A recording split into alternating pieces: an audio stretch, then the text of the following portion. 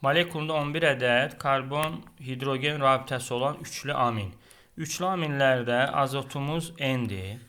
Yəni aminlərin ümumi formulu CN H2 üstəgəl 3N şəklində yaza bilərəm üçlü amini.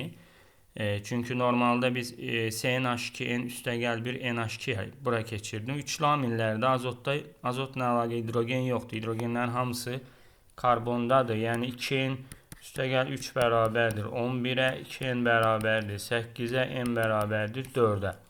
4 dənə karbonumuz var bizim. Deməli 4 karbonumuz varsa, nə edəcəyik burada biz? N-imiz 4-dürsə, üçlü amindir. Deməli birinə metil yazıb, digərinə metil, digərinə də etil yazmaq məcburiyyətindəyik. Çünki başqa cür olmayacaq üçlü amin.